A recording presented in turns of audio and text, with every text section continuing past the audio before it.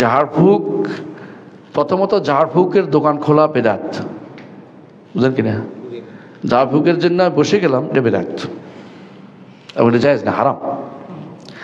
কেউ যদি কোনো আপনার কাছে এসে যায় তাকে ঝাড়ফুঁক করাবেন, কেউ যদি কেউ দেয় দিতে পারবেন, কেমন কিছু নিয়ে নিতেও পারবেন, কিন্তু আপনি এত টাকা না হলে ঝাড়ফুঁক করবো না, এটা মুসলিমদের সাথে হবে না, কাফেরদের সাথে হইতে পারে, বুঝছেন? রাসূলুল্লাহ সাল্লাল্লাহু আলাইহি ওয়াসাল্লাম বলছেন, মান ইসতাতা আন ইয়ানফা আখাহু ফালিয়াফআল, কেউ কেউ ভাইয়ের উপকার করতে পারলে যেন করে, ভাইয়ের উপকার করতে পারলে যেন করে, এটা হলো উপকার করা।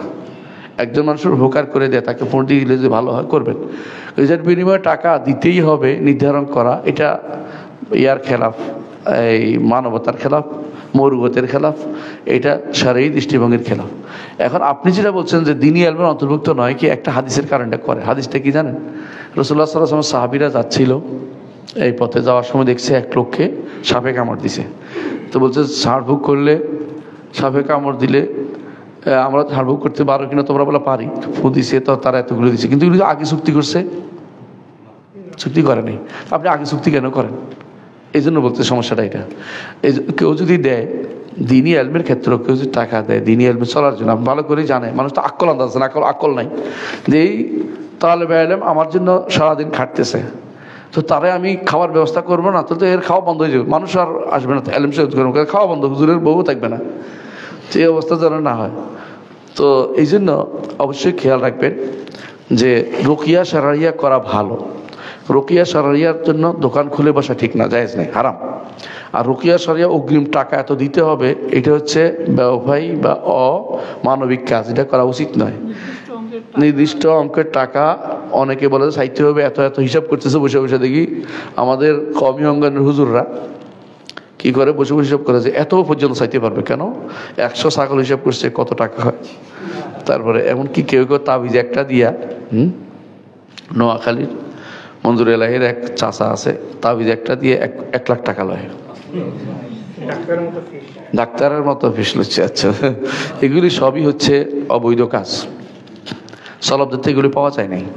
সলব উপকার করতেন মানুষের, উপকার করার চেষ্টা করবেন। কেউ যদি উপকার করার কারণে সময় ব্যস্ত দেখে তাকে কিছু টাকা দিয়ে চা দিয়ে দিচ্ছে, এটাও নিতে পারবেন, যেমন নিচে এখানেও।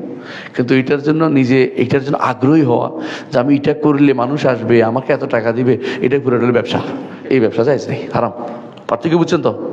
অনেকে দেখি এটার জন্য, দেখি মাশাআল্লাহ নিজেও ঝাড়ফুঁক করে, বউ বিয়ে করছে ঝাড়ফুঁক করেনি, যাতে ঝাড়ফুঁকের একটা অনেকে আছে, মানুষ গেলে বলে যে এমনি তো ভালো হবে না, এবার রক্ত পরীক্ষা করতে হবে, কি আরেকটা নাম আছে সাথে, কাপিং, হেজামা করেন তো ভালো হইব, মানে সে তুমি তোমার দায়িত্ব ছিল এটা করো, তুমি হেজামা করার জন্য তুমিও শুরু করে দিও না, মানে এটা হচ্ছে আরেক ব্যবসা চালু করে দেওয়া।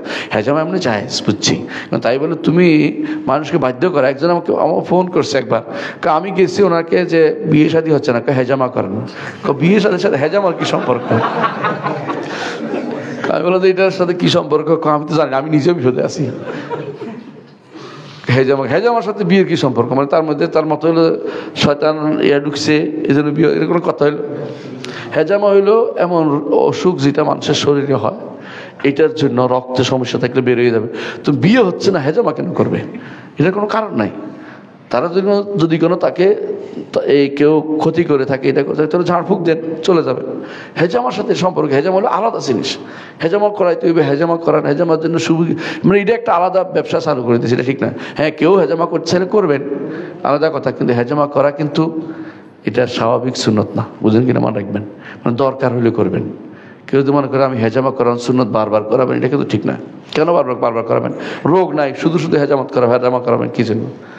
হ্যাঁ, সুন্নত পালনের জন্য না, এভাবে সাহাবায়ে কেরামের আদর্শ ছিল না। রাসূলুল্লাহ সাল্লাল্লাহু আলাইহি ওয়াসাল্লাম কখনো কখনো করছেন, কেন করেছেন বলেছেন, ব্যথার জন্য করেছেন, এটার জন্য করতে পারেন, কিন্তু এটাকে এই করাইতেই হইবে এরকম বাধ্যবাধকতা তো মনে করেন না। وقل جاء